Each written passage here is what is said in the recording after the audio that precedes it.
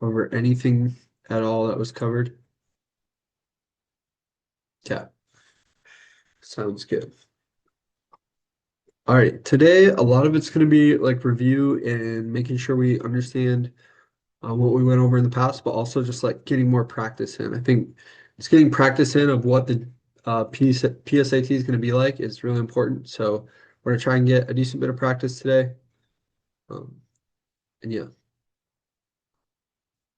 so skip down quite a bit. Okay. So again, the first thing we covered in the first session was just punctuation. So I'm gonna just kind of go through and like ask. Obviously, you don't have to say like every single thing about it, but I'm just gonna ask you guys to explain like what we covered and like for the first one, what is the difference between like independent and dependent clause? So, Lincoln, do you remember like what the difference between those two is? Yeah, and independent clause has like everything it needs to be a full sentence, and a dependent clause is missing some aspect. Yeah. Yep. And there's some like keywords for that. So like although or while, some words like that indicate that it's going to be a dependent clause and something else needs to be added to complete that sentence. Okay. Um, Cole, do you remember like just a couple of the comma rules at least? To join, like with the fanboy, like two independent clauses. Yep. Um, for like an interrupting phrase, you have to like colon hug. Um, That one's a comma hug, or you oh, can do a comma hug. dash hug. My bad. Other than that, yep, In a list, I think that's yep. about it. Okay. There's a few more. So whenever we have a introductory phrase, so that's something said at the beginning of the sentence, um, and it's a dependent clause, and we have an independent clause after it. We need a comma after that introductory phrase. States and cities and states, dates and times, all need commas between them. Um, when we have ing words, sometimes if the sentence can be flipped around the comma and it still makes sense, we need a comma there. There's probably a few others that I'm missing. All right. For semicolons, Neelan, do you remember the use of those? Separate two independent clauses. Yep. I mean, that's it. Basically the main use there. Um, Claire, do you remember colons? To like introduce like a list. Yeah, exactly. Colons are basically the main use is just to introduce things, whether that's a list or an explanation or a specific detail. So yeah, and then dashes, as we said, are kind of just a dash hug. So whenever we see one dash, we're likely going to see another. Otherwise, it's going to be a dash, and then the sentence is going to end with a period. Okay, so let's just do some practice here. Uh, yeah, I'll give you all like a minute to look at both of these, and then I'll call on someone to answer them.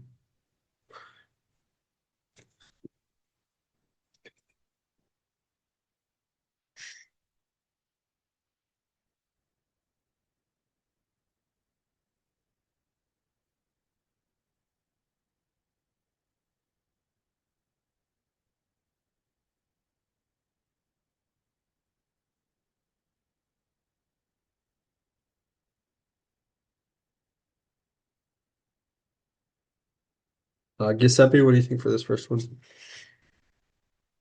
D. Yep. So we have two independent clauses there, so those can be separated with a semicolon.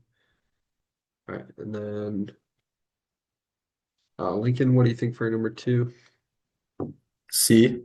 Yeah, there's that interrupting phrase. We need a dash. Cool. All right, same for these.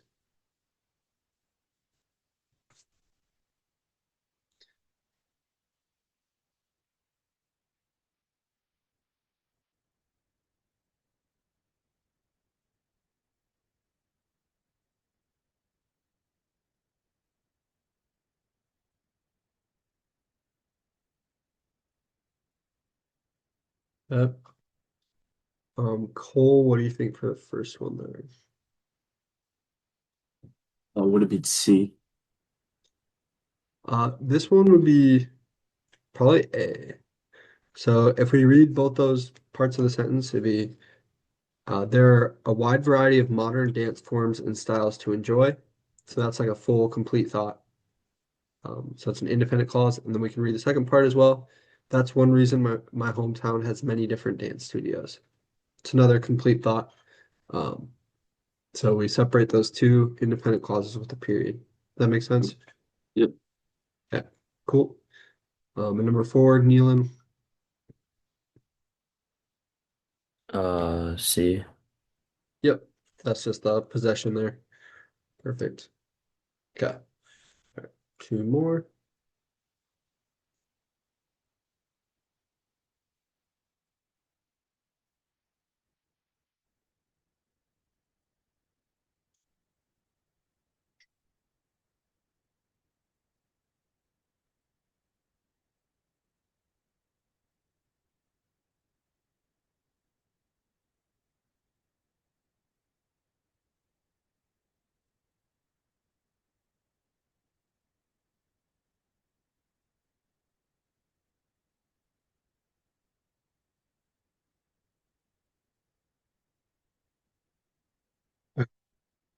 I think these are pretty straightforward. I'll just go through these. So the first one should be just no change, colon there. It's introducing that second part. And then the second one should be a parentheses because we have two parentheses there. Okay, two more.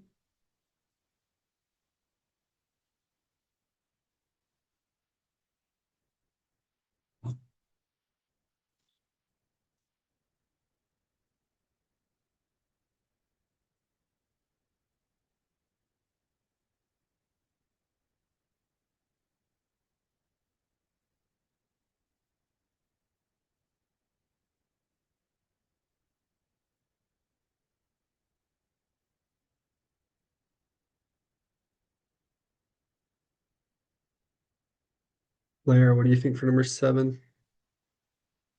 D. Yep, perfect. Again, then we have two independent clauses, things that could be full sentences. So the way to separate those with a semicolon.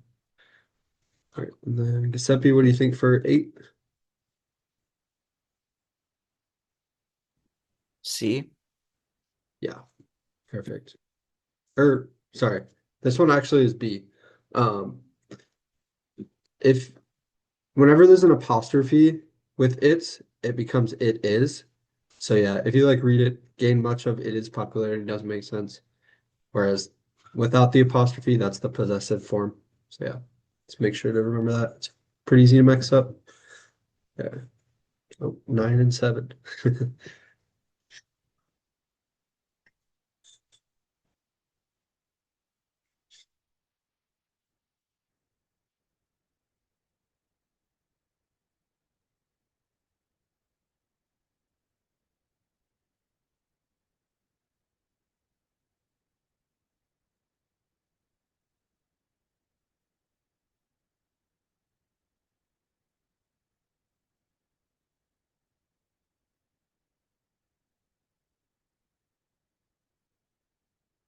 Number 9 here should be C.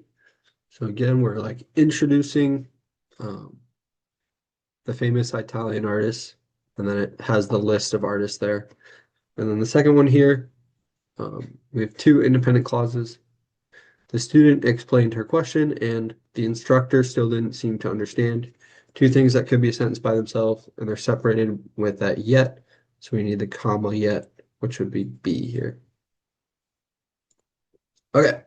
Any questions on just like general punctuation and um, yeah, punctuation review there? I think we're doing pretty good with those. Cool. What can like a semicolon like combine together versus what a comma can? I kind of get tripped up on that. Okay, so a semicolon combines two independent clauses, as we said. So honestly, like a semicolon can essentially just replace a period. Um, yeah, it's like Usually they're just used to like instead of a period in situations where the two sentences like are more relating to each other, but it doesn't necessarily have to be. The only grammar rule is that they have to separate two independent clauses. Commas can separate two independent clauses if there's that comma fanboy, but only if there's that comma fanboy. And then commas also have a lot more things they do, like separate things in a list, those introductory phrases, interrupting phrases, and stuff like that. Does that make sense? Yeah. Okay, cool. Any other questions there? Okay. Next up, we'll do agreement and stuff. So, uh, everything here, or like these first three are pretty much the same, like subject verb agreement. We also did pronoun agreement, tense agreement. Oops.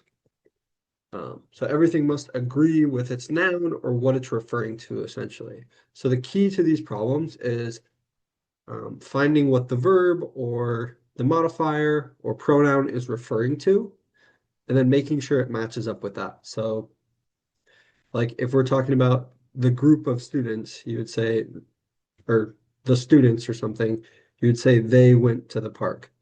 But if you're talking about the student, you'd say he went to the park or he or she.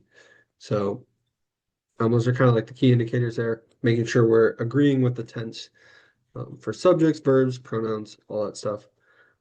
Um, yeah, and then a really tricky one that is often tested is those each is one body words. So whenever we see a word like that, we got to think of like drawing one person out of the group and only looking at that person. Uh, so like each of the players played an amazing game or something. So you'd say he played an amazing game. So played is the correct verb there. So yeah. Okay, questions just initially on those. We'll get into some practice, but all right.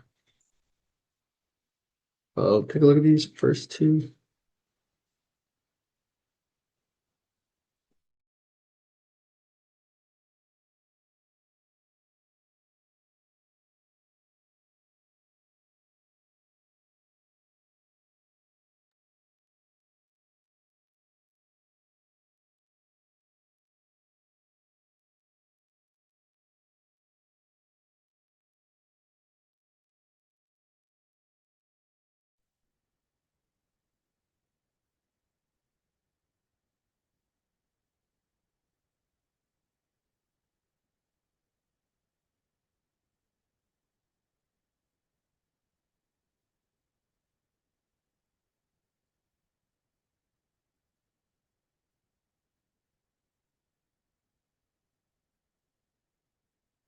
Elon, what do you think for this first one? C. Sorry, what'd you say? C. Yeah. And what's the subject here? The new bands, like the number of new bands. Yeah, so specifically it's like the number. So that's what Okay. we're referring to. Yeah, so that's why it's is. The number is astonishing. Um, versus are. Okay, and then Claire, what do you think for number two? Steve. Yeah. So again, this is that each word, so it's kind of like taking one swimmer out of the group, and it should say he or she has their goggles. So yeah. Okay. A couple minutes for these two.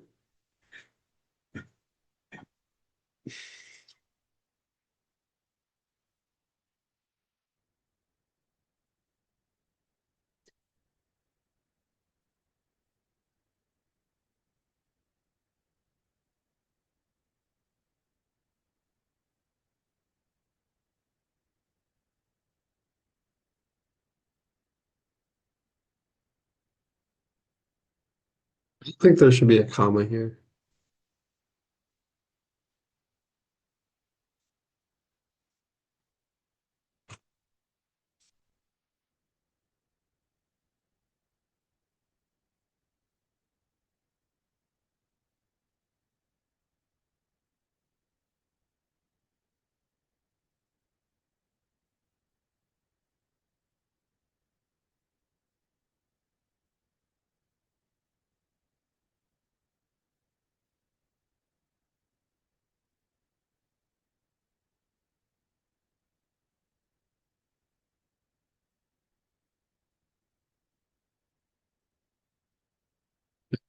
Um, Cole, what do you think for this first one?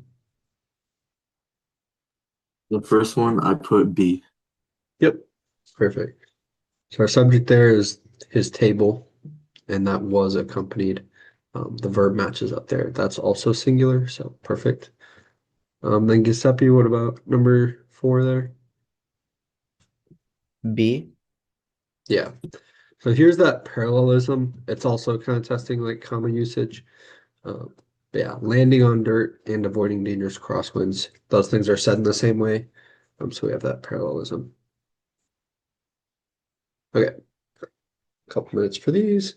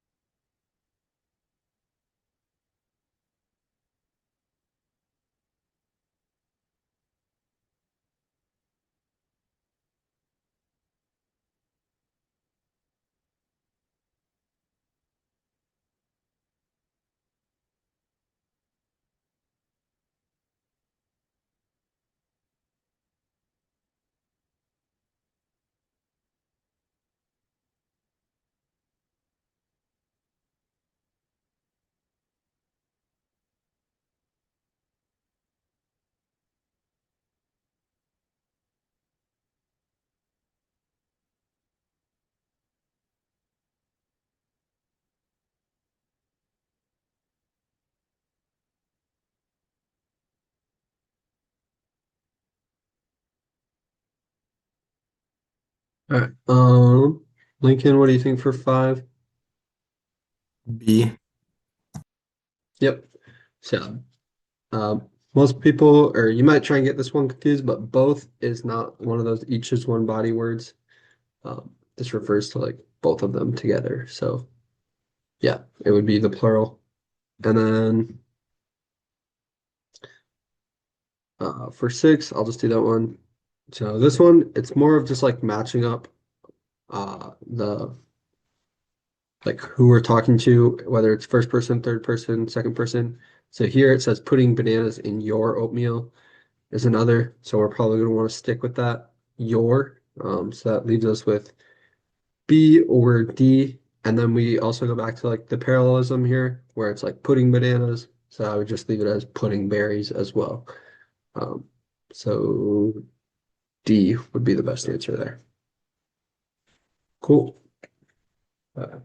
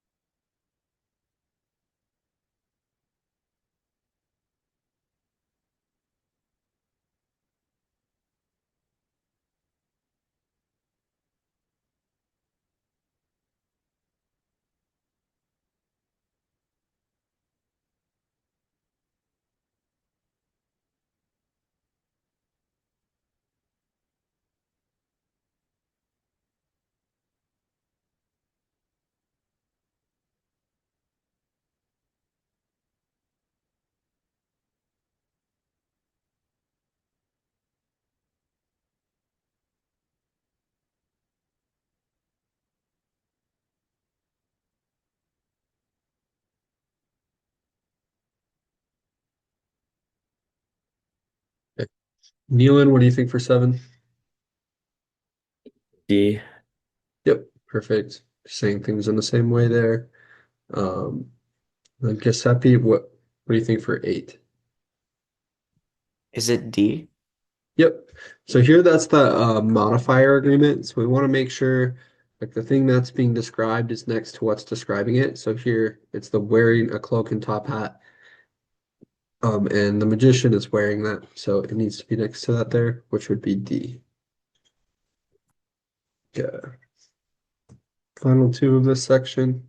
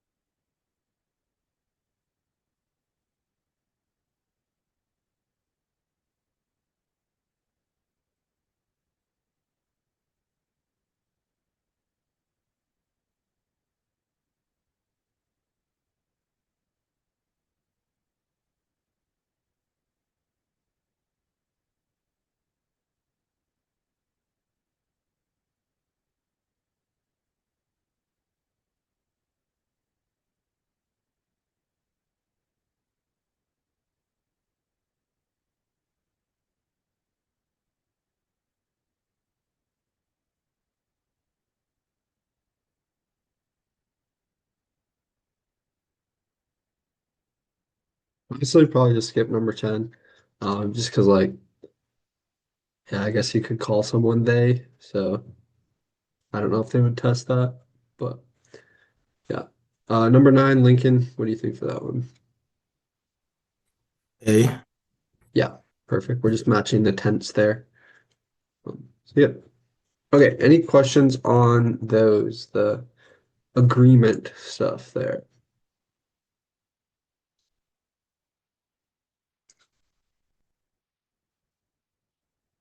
Alrighty, no questions.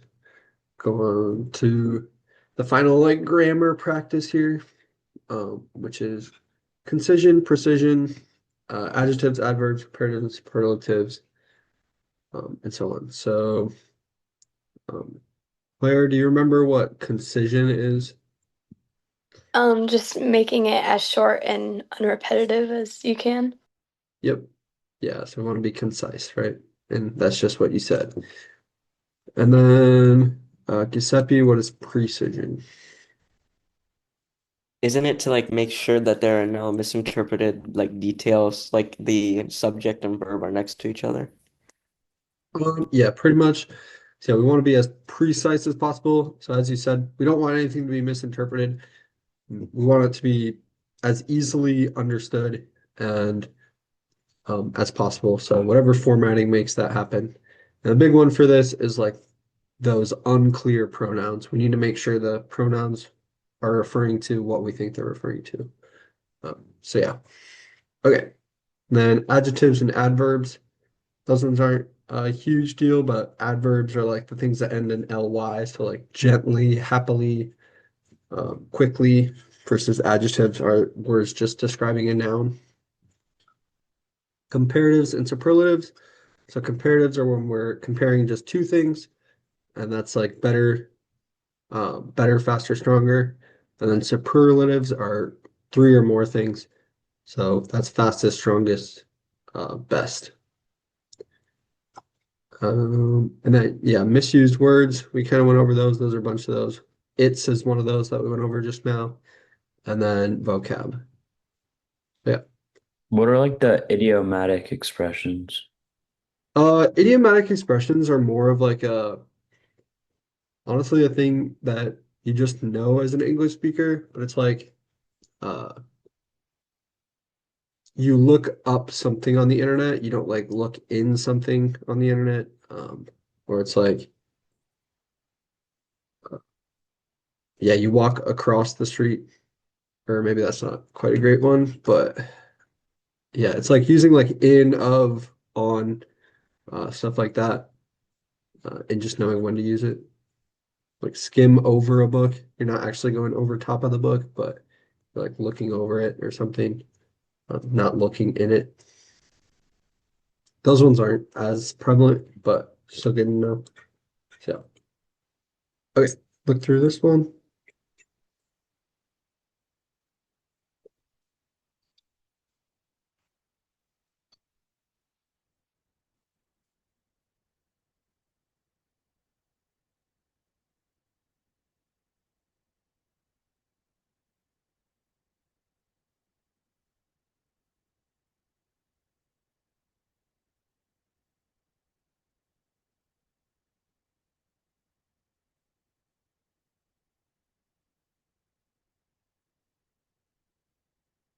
Well, what do you think for this one? Would it be B? Suffering. Probably the best answer there. It's talking about diseases. Oh, shit. I have a Okay. question on that. Yeah. Can you go back to that? Is there a reason like I was stuck between like suffering and calamities? Is there a reason you like couldn't put calamities, or is it just not sound as good?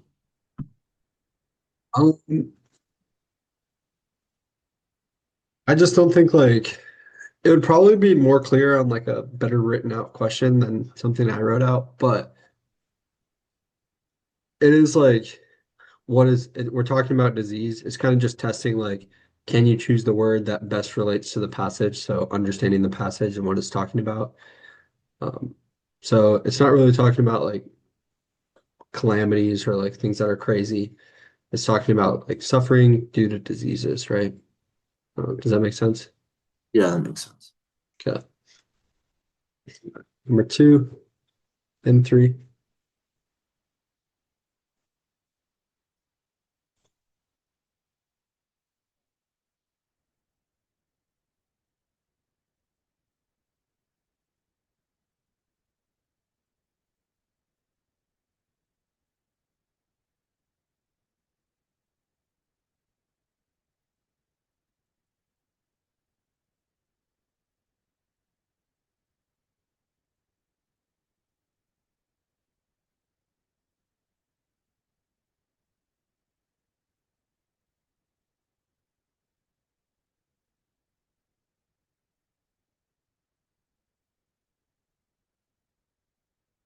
Lincoln, what do you think for number 2 there?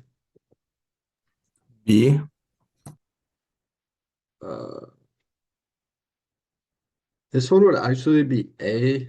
Again, this is kind of like trying to understand the passage as well as like choose a precise phrase. Um, so like what's happening, it says like in the first sentence here, they will like turn to outliers of a downtrend. So like Sweden was one of those outliers, right? So everybody else is kind of in a recession, whereas Sweden had that stable condition. So, yeah.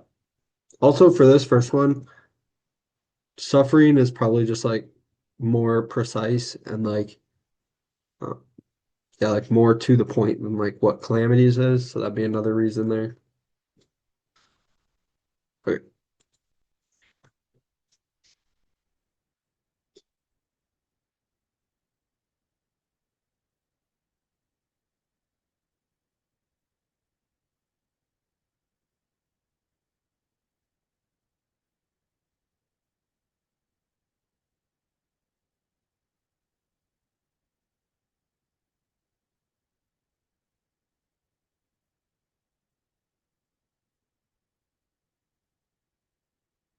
This one would just be A there. So he's talking about the chemical table again. Yeah. Okay. I do 4 and 5.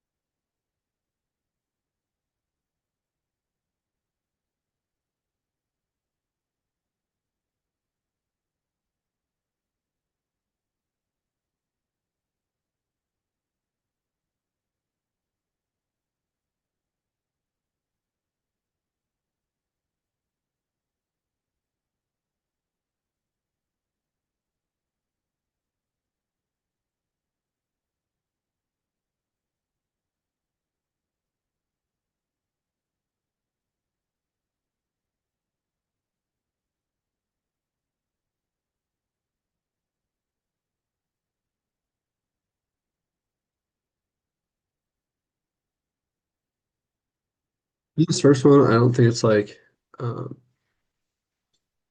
too clear. I think honestly, carved or crowned would probably be fine here.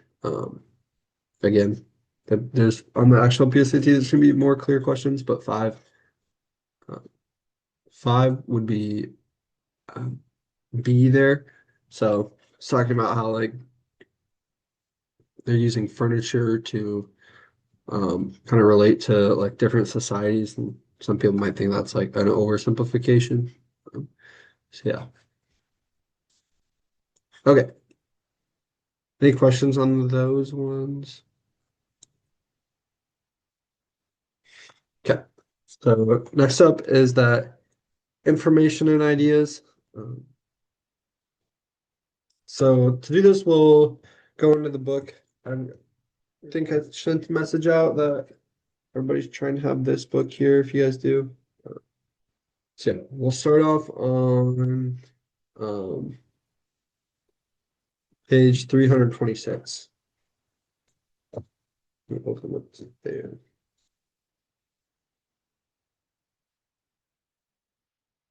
Okay, so just to review as well, the information and ideas section covers a bunch of stuff, but it's like the main ideas of the passage, identifying like specific details stated in the passage, uh, command of evidence, so that's like making a conclusion based off given evidence, and yeah, and then yeah, like adding the supporting evidence to support a claim, so that'd be like uh, sometimes I think we did a couple practice last week where it's they give you a chart or a paragraph and they're like which if true which would best support the claim, something like that. And then there's also yeah like the graphs and charts on this as well. um, so yeah, okay, so we'll start off with this 326 through 329. It's just a quick practice, kind of says like how much do you know there, but it's just like an initial test to see where we're at. So I'll give everybody um I think 1, 2, 3. Yeah, there's 6 questions. So I'll give everybody like a little over 6 minutes to do these. Um, so yeah, go ahead and do that.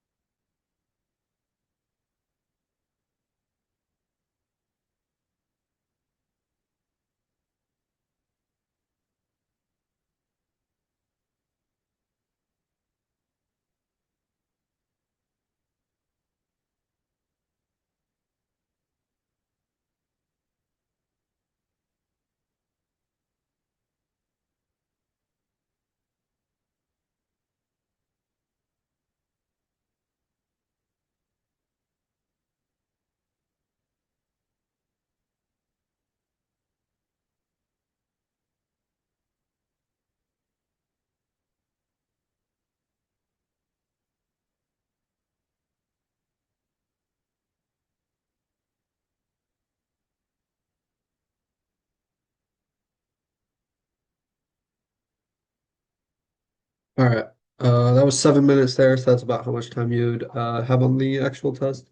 So let's go through and I'll just tell you guys the answers and I'll see if there's any questions. So one was B, two was A, three was D, four was B, five was C, and six was C. Questions on those?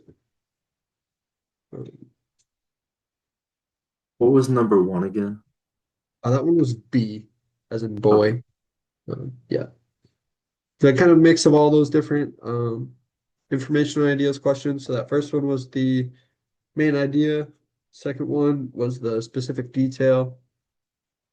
The third one was kind of like that command of evidence, looking for like a specific passage that would support something. Same for four was like a detail question as well, or like interpreting the graph. Also, for like a tip on four, save some time. You probably don't even have to read the whole paragraph. I didn't read any of it. Um, and you can understand what's going on there. I'd be careful with that. Like if the graph can be interpreted multiple ways, usually the paragraph explains it. But sometimes you can just skip ahead and do that. Um, five, yeah, that's that command of evidence as well. Which choice most logically completes the text? Here, I like skim the answer choices first as well. So then when you're reading the passage, you can kind of skim and just know what to look for. Um, so yeah, because I was like, am I looking for teaching multiple languages, um, like the sounds, the background noise, or like more vocabulary? So yeah. And then that last one, another command of evidence there. Which one, if true, would support the claim? Okay. Any questions on those? Okay. We'll kind of just go through like again the individual different types of questions now. Um,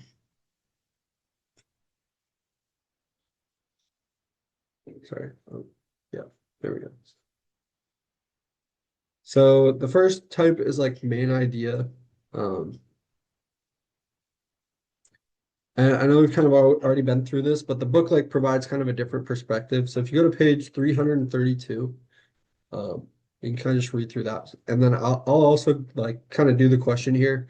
Um, just show you again how I walk through these questions, how to make it quicker, make sure we're getting them done. So, all right. Which choice best? Okay, yeah. So first off, I'm just going to do this like practice question here, and it says which choice best states the main idea of the text. So first off, I'm reading the question first, so now I'm going to know what to look for. And usually in the main idea ones, I might skim the answer choices, I might not. Here it's like a pretty short paragraph, so I'm probably not going to skim the answer choices. But then I would just go ahead and skim that paragraph. Uh, so yeah, go ahead and do that quick.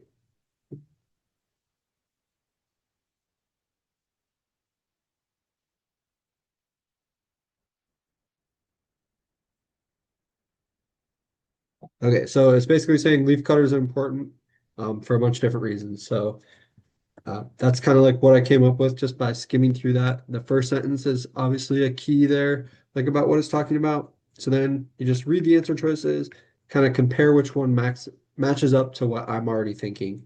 Uh, Leafcutter ants constitute the largest insect population in the environment they occupy. That's not really what it's talking about. Um, it's talking about how important they are, not really like how many there are. The impact of leafcutter ants on their surrounding is significant. That definitely could be the answer. It's talking about how important they are to their environment.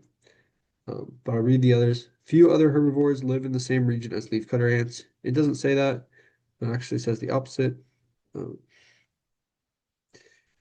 it requires a labor of millions of leafcutter ants to build a central mound. He does talk about that, but again, it's not like the main focus. So B would be the correct answer there. Um, so that's just kind of how you approach those questions. The book offers like other stuff here. Uh, yeah, I think like at the bottom of that page 332 there is pretty important. it shows some like incorrect answers to main ideas. So a lot of times they try to like throw you off the actual main idea by doing this stuff. So misuse details is an important one. Um, they often like point at a specific detail that is included in the text, but it's not the main idea of the text. So watch out for that. Um, then they have distortions.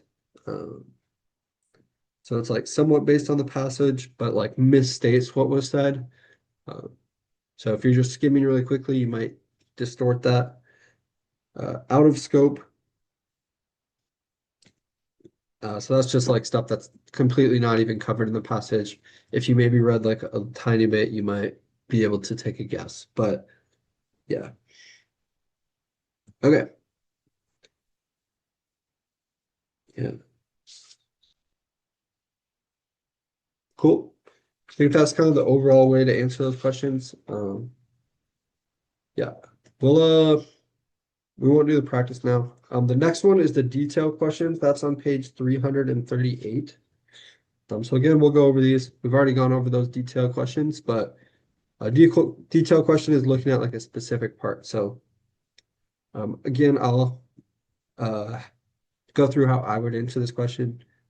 First, again, I'm reading that question. According to the passage, the reason leafcutter ants bring cut vegetation back into their nests is to. So I know I'm looking for like why are these leafcutter ants bringing the vegetation back in? So then I'm just going to skim the passage and kind of like look for where that like where that is. So yeah, I'm just going to skim where it talks about it. Uh,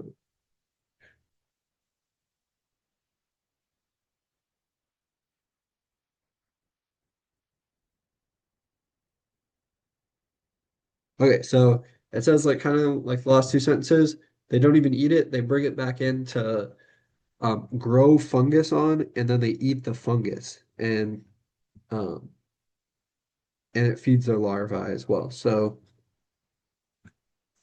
they don't actually feed or for A, use a nesting material. It's not nesting. Um, it's where they grow their food.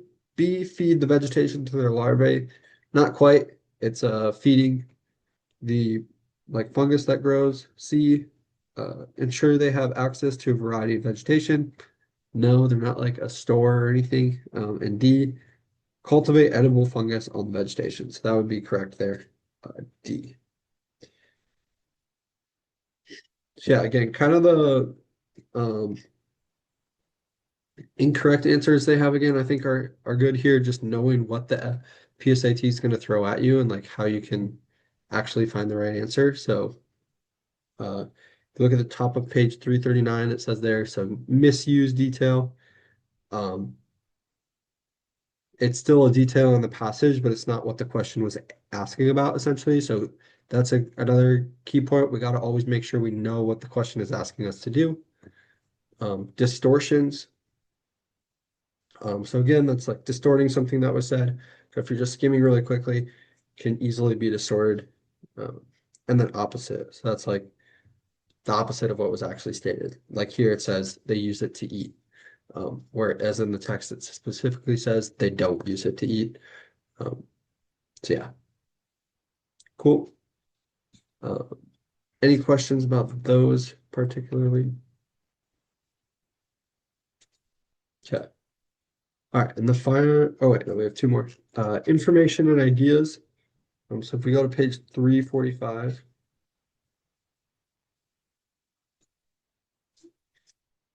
this is like that first command of evidence. They kind of break it into two. So they do the command of evidence textual. So that's like the poem one we just saw, or the command of evidence, I think it's quantitative. So that's like looking at the like graphs and stuff. Okay. So again, always looking at the question first. Which finding from the analysis, if true, would most strongly support Fahey-Barter's hypothesis? Okay, so I know basically what I'm going to be looking for now is that hypothesis. And then I can read through the answer choices and find which supports that. So I'm going to read again, I'm just going to skim quickly and find like what his hypothesis is. Um,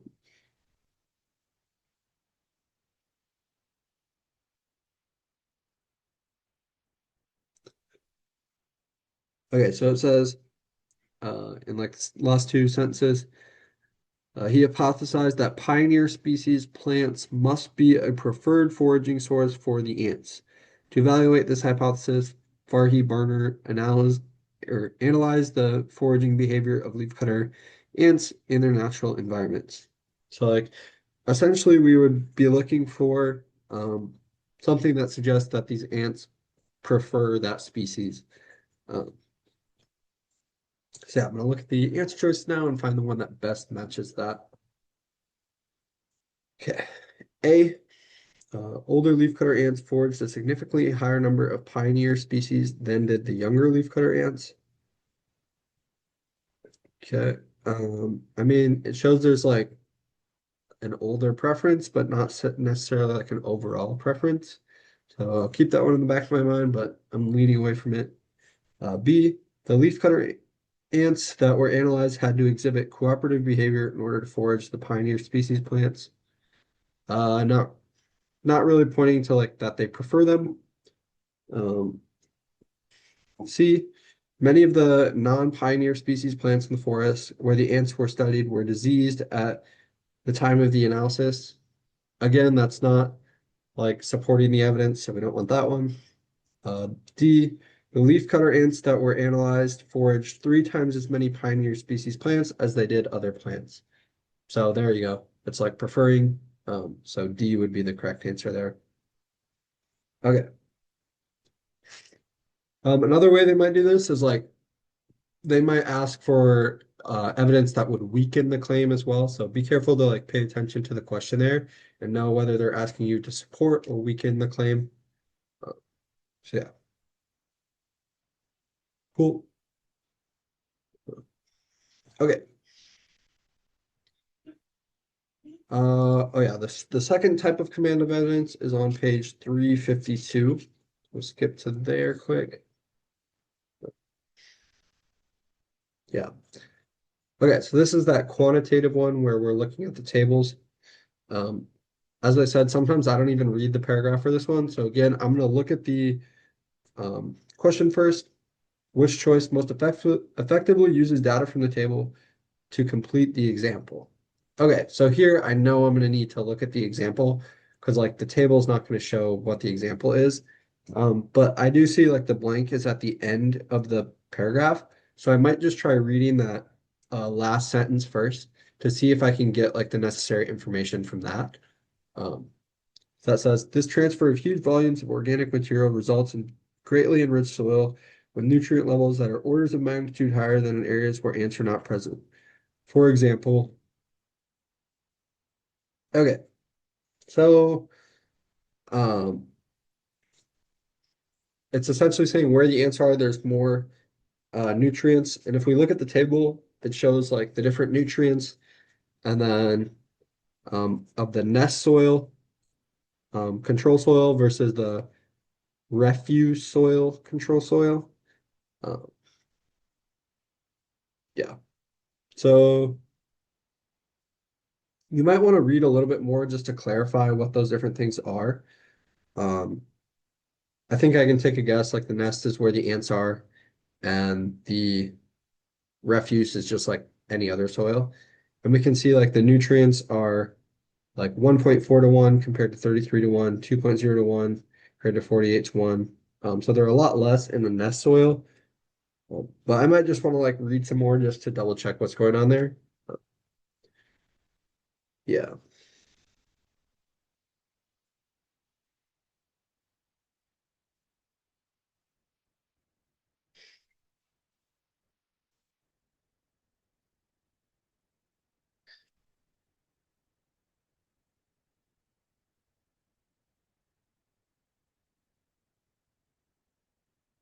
Uh,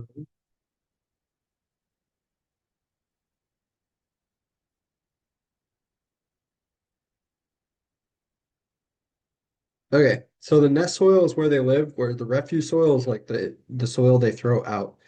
Um, and we're trying to support this example here that says, uh, So the soil is much better where they are than where they're not. And we can see that's true. Like uh, we basically just have to support that claim now. So I'm going to read the answer choices now. Leafcutter ants greatly increase the nutrients present in the refuse soil and increase it even more in their nest soil. That's not necessarily true. They increase it way more in the refuse soil than they do in the nest. The ratio of nitrogen in the nest soil to control soil is the same as the ratio of potassium in the nest soil to control soil. That's true, but it doesn't really support the claim. That's not what we're looking for. Um, carbon in the ants in the ants as refuse soil exists in a 47-to-1 ratio in comparison to control soil. So that does show that data. So that's kind of my top example there. There's approximately twice as much calcium as magnesium in reference soil. Again, that's not really supporting our claim where the ants make it better soil. So C is going to be your best answer there. Okay. And we can see like kind of the ways they try to throw us off there. Those are like putting like answers that actually talk about the data and like something that's true in the data, but it's not supporting the claim. So again, we have to make sure we know what we're trying to support there or like show as an example. So yeah, cool. All right, we'll do the last one here before we take a break. So page 361 are the inference questions here. So inference, as it says, we're going to make an inference about what's going on in the text. But again, this is based on what's happening in the text. So we want to look at for that evidence that supports the answer choice. Again, going to read the question first. Which choice most logically completes the text? So now I'm just kind of looking for something to complete the text. For this one, you typically want to read the whole thing. So I'm going to do that.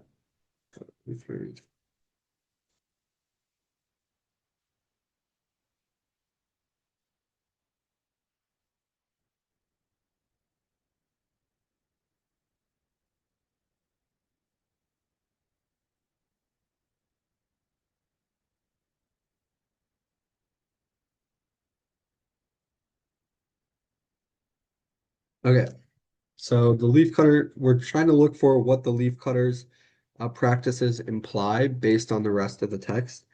Um, Sometimes it can also be a good idea to read that like last sentence first, so then you know what you're looking for in the text. Uh, but I would say, so it shows how like they're selective in like what plants they prefer to eat or to cut. And they choose younger plants. Uh, so yeah.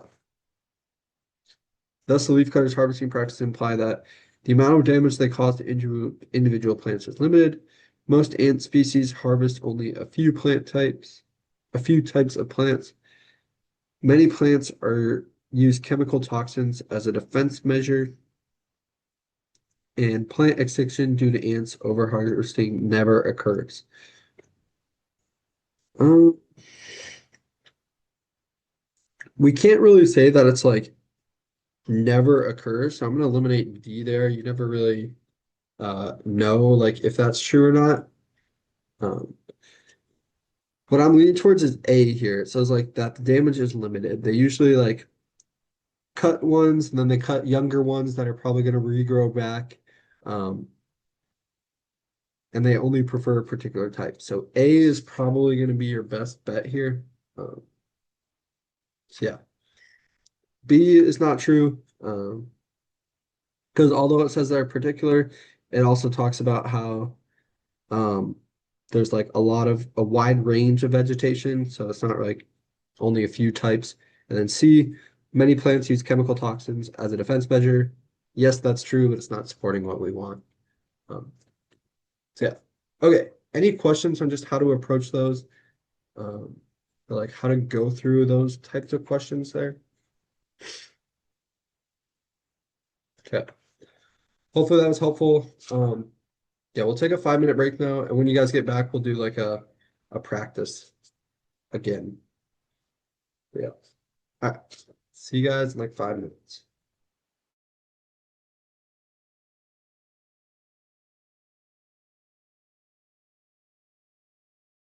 I'm back. Cool. Okay, we can go ahead. Yeah, we'll do that practice. So if you guys flip to page 367, it's very similar to what we just did. Um, as a like initial, but now we kind of reviewed it again.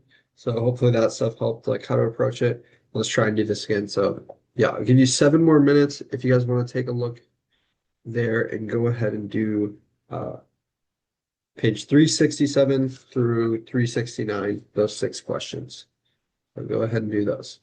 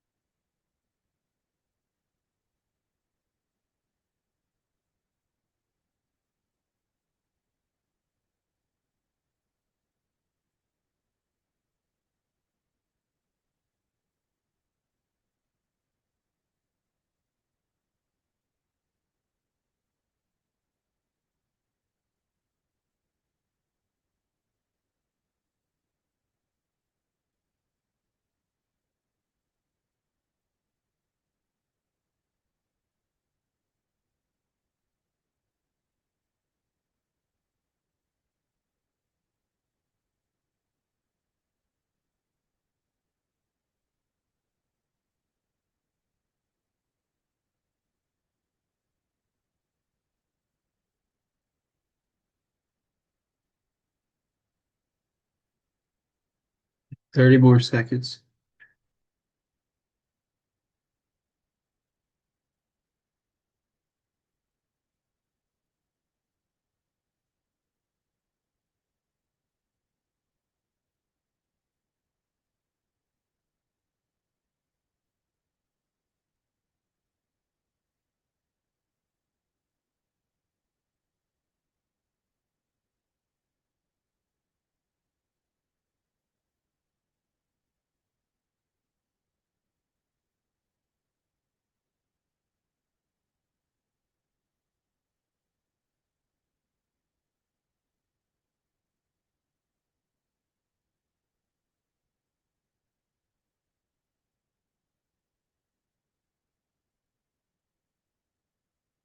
All right. Uh, Hopefully I was able to get those done. I will go through the answers here again. One should be A, two should be D, three should be A, four should be B, five should be D, and six should be C. Okay. Questions about those?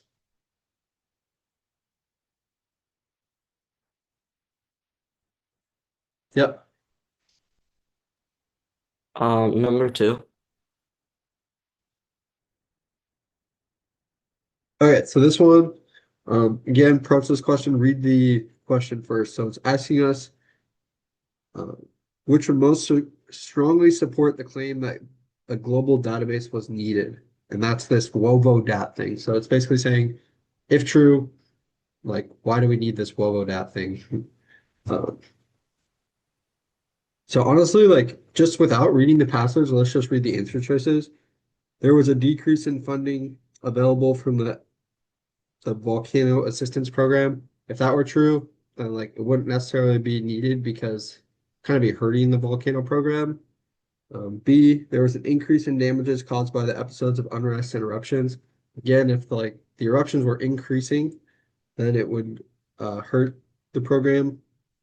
C, there was a decrease in international collaboration between volcano observations. Um, this is also seen as like a negative. We want there to be more collaboration as well as just like protecting people better. So that leaves us with D. Um, there was an increase in the accuracy of volcanic unrest and eruption episode predictions. So with this like data center, they're able to predict them better and understand them better. Yeah.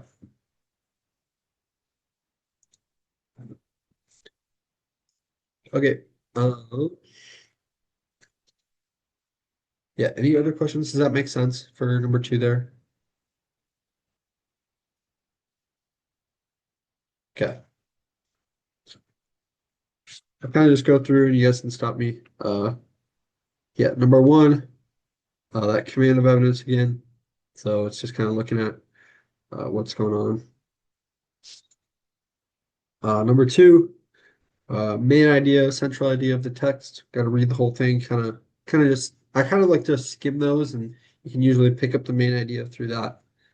Uh, Number four was a bit more tricky for me. This is like the inference type question. I think those are one of the hardest types because it's not directly stated in the text, but we got to make an inference from what's going on. Uh, Number five was which another command of evidence one. And then number six, the quantitative command of evidence, just kind of reading that table. Okay. Any questions? All right. Next up, let me see. Yeah. Okay. Now we'll move on to like the craft and structure. So that will start on page 382. And we'll have one more of those like how much you know quizzes. But again, I'll kind of go over like the general idea first. So the craft instructor, there's a bunch of different question types, but the first one is like vocab and context. So can we understand the meaning of a word based on what's around it? This is mostly looking at like context clues, and then choosing the best word on that and using our concision and our precision. Uh, then next up is like the function or purpose of a passage. So this is similar to the claim where we're like looking at the overall meaning of the passage, but we also want like what is the passage trying to convey, or what's their purpose here? Are they trying to persuade us to do something? Are they arguing something? Are they just explaining a fact? Um, really looking at, yeah, the purpose there. And there's also like along the same lines of function or purpose, you can look at an individual sentence within that paragraph. So like, what does one sentence have to do with relating to the rest of the text? Uh, and then finally, like connections between two separate texts. So those are like the multiple passage ones. There'll be two short texts, and we're going to be asked to find like comparisons or similarities between those. Uh, so yeah, I'll give you, I think, 7 minutes again for these first 6 questions here. Uh, yeah, go ahead and do those.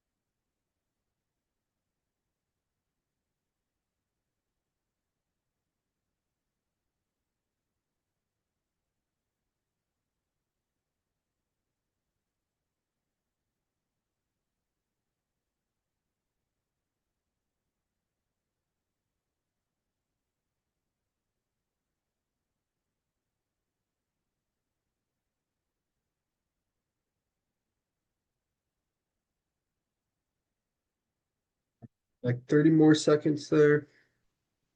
I think these ones go by a little bit quicker.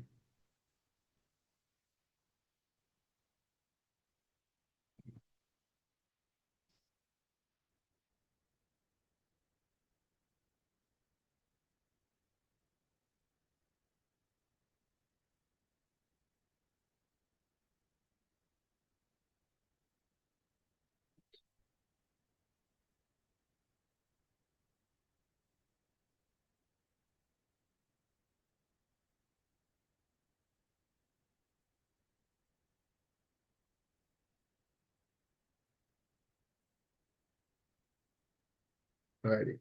That is 7 minutes there. Uh, yeah, that's about the time you need.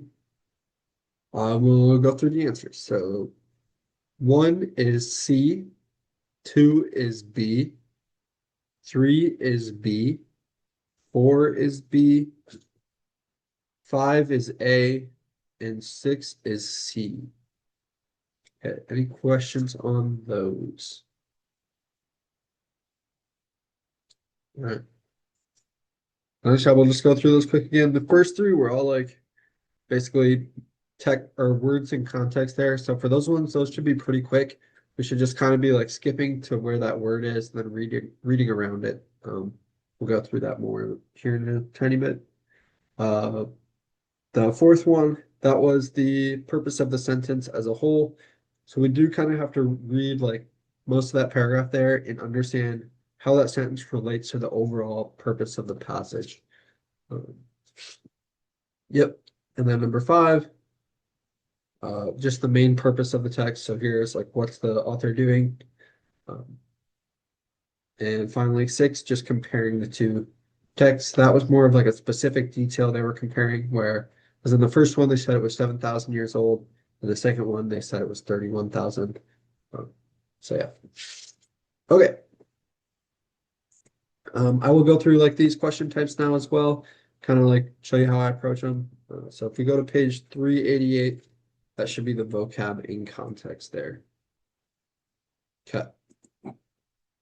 So yeah, these ones should be really quick. Like as soon as you see the which choice completes the text with most logical and precise word, I would immediately go to where it's missing or like skim the passage for the word they're talking about. So here that I guess here in this one, it's kind of only one sentence. Usually it's going to be more than that. So yeah, I'll just read it. The panspermia hypothesis, which states that life on Earth originated in outer space, can no longer be dismissed as being science fiction or the fanciful speculation of unscientific minds, is becoming an increasingly blank field of research within astrobiology. Okay, so it's talking about how like it's not science fiction or just like unscientific, so it's becoming probably more respectable field. So A would be the best answer there. Um, yep.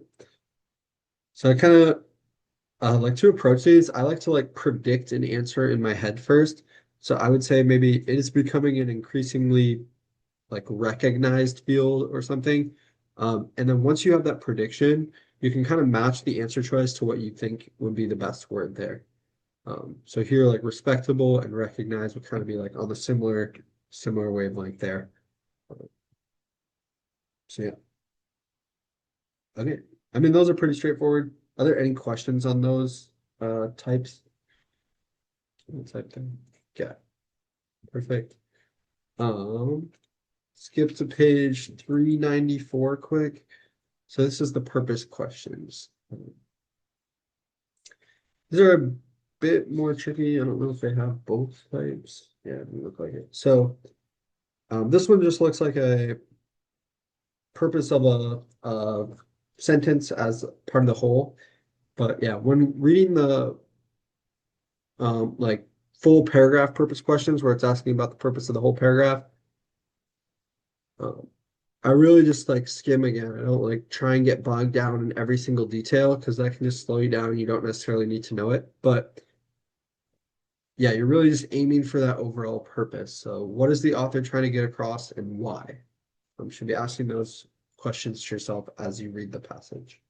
But here where it's a specific part, you need to know the whole passage as well as like what that specific sentence is doing. So I would kind of skim the whole passage here, or maybe even read it kind of a little bit in detail. So yeah, I'll just read it. Matthew dreaded all women except Marilla and Mrs. Rachel. He had an uncomfortable feeling that the mysterious creatures were secretly laughing at him. He may have had he may have been quite right in thinking so, for he was an odd-looking personage with an ungainly figure and long irony gray hair that touched his stooping shoulders and a full, soft brown beard, which he had worn ever since he was 20. Okay, so again, I'd probably make like a prediction at what I think this purpose is. Um,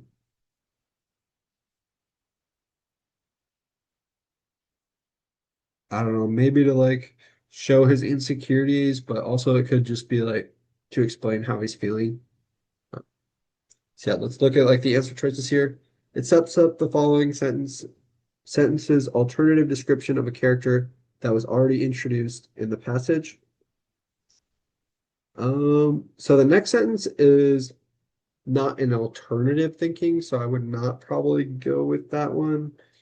All right, second part elaborates on a description of a character that appears earlier in the sentence.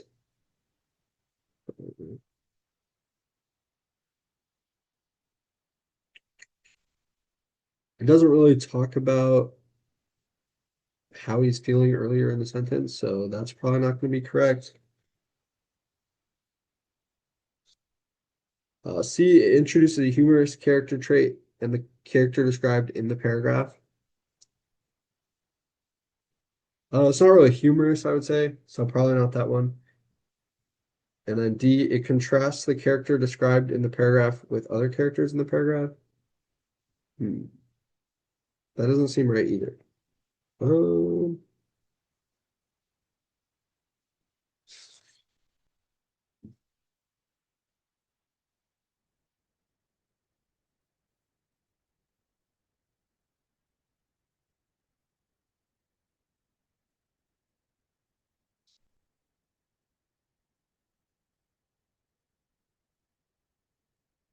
so the answer choice here is, or the correct answer is B. It elaborates on a description of a character that appears earlier in the sentence.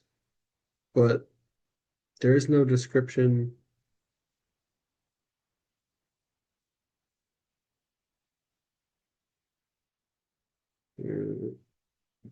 Oh, okay. Maybe it's just talking about how he like dreaded the women. So maybe that's like the description they're talking about. So B is what they're going for there. Uh, yeah.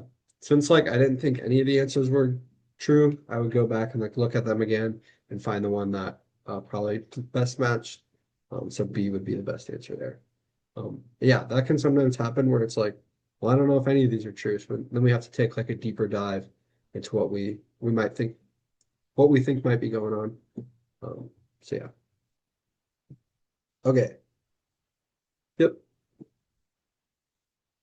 All right, and then the final question type for here is that multiple passage. So this is on page 401.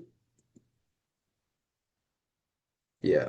So here again, it's really key to read the question first. Based on the text, how would the author of text one most likely respond to the evidence presented in text two? So here it's just comparing and contrasting basically what are the viewpoints of each of them and what is this specific evidence. So I'm going to read these and kind of like summarize the viewpoint. So yeah, text one, confirming the panspermia hypothesis, which states that life on Earth originated in outer space, will require clear evidence that interplanetary transfer of microbes is possible.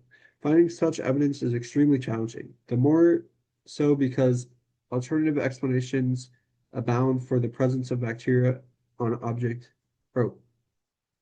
yeah, objects in space. Living bacteria were recently found on the exterior of the International Space Station, for instance, but these bacteria had been intentionally placed by researchers. Okay, so if I had to summarize that, it's basically saying like he doesn't believe like the microbes can live in space or bacteria can live in space. All right, so then I read the second text. There's a reason to believe that millions of years ago, Mars was warmer and moister than it is now and capable of supporting life. Indeed, Mars may have been more conducive to the development of life than Earth was during the early history of the solar system. It is feasible that life developed on Mars first uh, and was carried to Earth on space-borne debris. Okay.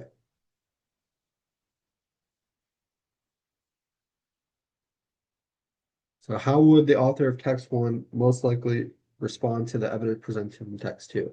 And the evidence in text two is that uh,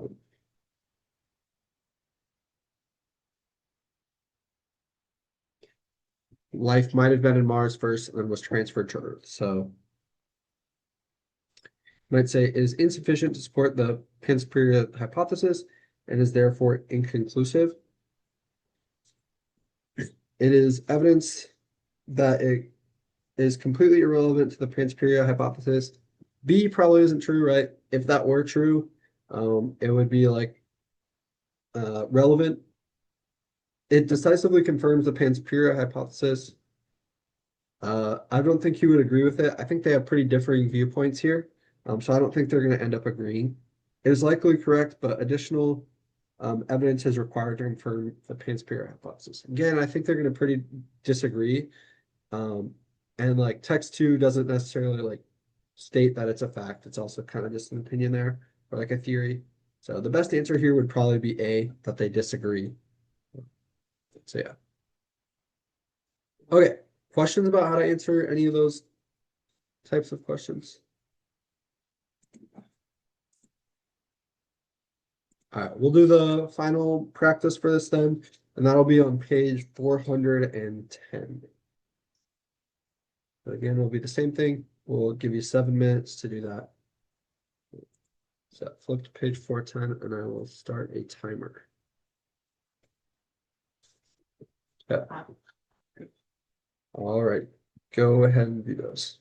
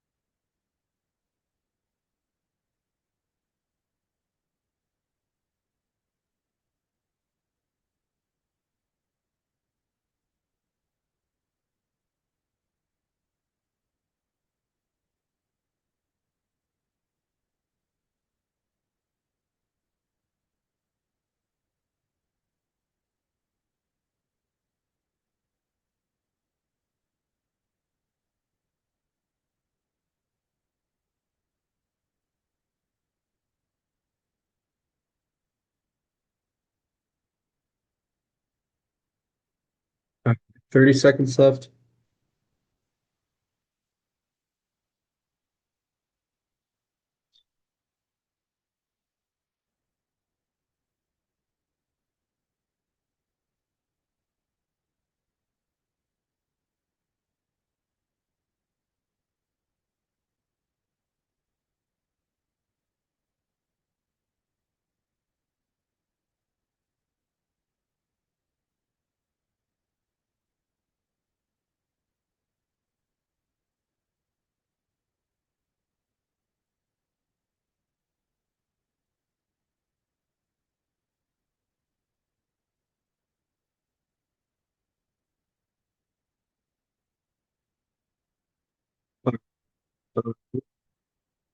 Let's go ahead and get through these. I'll read this answers one last time. So 1 is B, 2 is C, 3 is B, 4 is A, 5 is B, and 6 is A.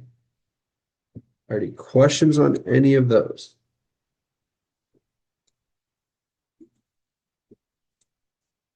Yeah, what's up?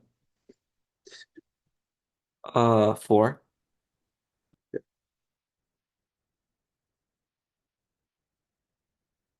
Which one did you think it was for 4 and kind of I guess why? B. Did you say D or B? Sorry. B. Okay.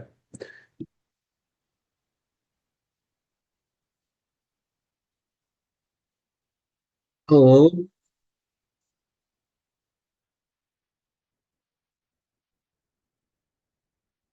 so if we look at like the previous sentences, it's talking about like how now he's like being pretty fancy. So uh, like he's asking, do you look down on us for how we live? And like and the first paragraph is talking about how he's like got money now, he's more affluent. So it's like elaborating on that and saying like just kind of showing how he's like acting rich or whatever, I guess, now that he has money, and not being like frugal. That makes sense. Versus like contrasting. So yeah. Okay. Perfect. Any other questions there? Okay. Cool. We just got like 10 minutes left, so I'll try and go through all of the expression of ideas. I think there's only two, so we should be able to get through those and maybe get to a practice. Um, yeah. I think 420, yeah, 421 is the first like expression of ideas kind of page there. Just again talks about the two types. So the first type of question is a synthesis question. That's where it's asking you to like combine the facts of some like the notes of a student or something to achieve a given goal, whether that's like write a nonfiction essay or describe what happened this day. It asks you to combine the evidence to support a claim. And then the next step is like just transitions. So choosing the correct transition word or transition phrase. Um, so that's basically just looking at the difference between two paragraphs or two sentences and how they relate to each other. So if we can figure out how they relate to each other, then we can figure out like what transition will best work there. Okay, so page 427, I believe, is the synthesis questions. So I'll just go through how I read these. Uh, Again, always read the question first. The student wants to emphasize the similarity between the two locations. Which choice most effectively uses relevant information from the notes to accomplish this goal? Okay, so we're basically it's asking us to find a similarity between these two places. Um, so I'm just going to read the notes. Only a few human residents, but hundreds of cats currently reside on Oshima Island. Fishermen originally introduced cats to Oshima Island in the 1940s. Um, about 4,000 human residents and herd of and a herd of bison which peaked at more than 500 animals in the 1980s currently reside on Catalina Island in California. Filmmakers originally introduced bison to Catalina Island in 1920s so that animals could appear in several movies. And American bison adult males can weigh more than 2,000 pounds. So initially, I'm just thinking like the similarity that I see is that these animals were both introduced to the island, not just like naturally found there. They were like introduced by people. Um, so I'm just gonna read these and see if that's correct. Humans introduced animal species to both Ashoma Island and Catalina Island that survived over time.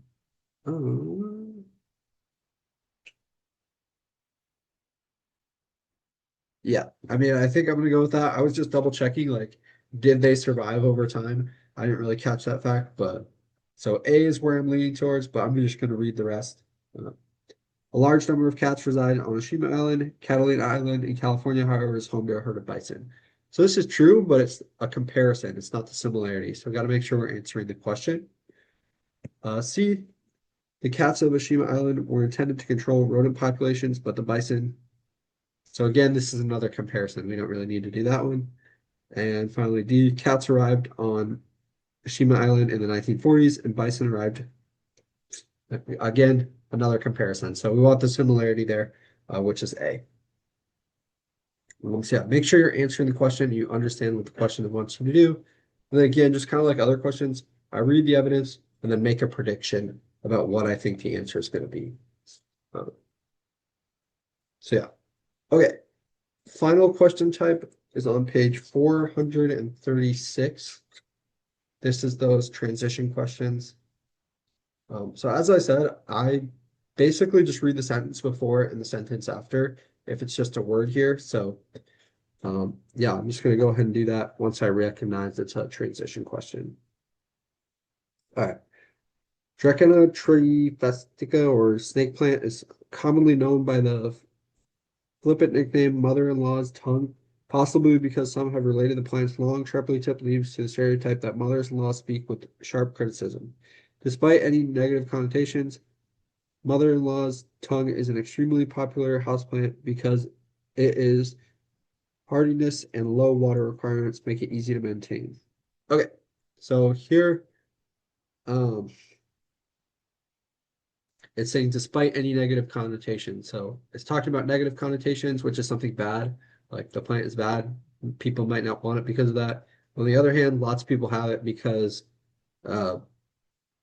it's like easy to maintain. So there, it's like a comparison. It's two opposite things. So I'm going to look for a word that compares those and like shows that change in thought. So that would be like however there. So C would be the correct answer. Yeah. And if you just look at like the bottom of that page 436 and the top of 437, kind of just shows you the different types there. So I would make sure to understand and know like what those types, different types of transition words are and like when they're used. Yeah, pretty straightforward there. Okay. Any questions on anything related to English at all? We got a couple minutes left. And this is the last English section, so for reading and writing. Okay. I just encourage you guys to go through this book and like basically all the practice we've done, or like all the different question types that I just went through, they all have like 5 or 6 questions. I would just do those questions, especially on the ones that you might not feel as confident on. Make sure you do those questions and read the answers. I would also, for homework, I would say to do like a full practice, both modules of the English exam, or the reading and writing. So I think there's a practice test in this book. I would do both of those if you guys haven't already. Or in your other book, there might be there as well. So, and time yourself and make sure to do all of them like in that same session just to really get the feel of like how the test is going to go. But other than that, I think you guys are pretty prepared for it. Hopefully I was able to help you a little bit there. And yeah, just keep in mind like the importance of this test, like why you're taking it, and study hard for the next couple of weeks before the exam comes. So yeah. Any final questions before we go? Alrighty. Thank you guys. Bye.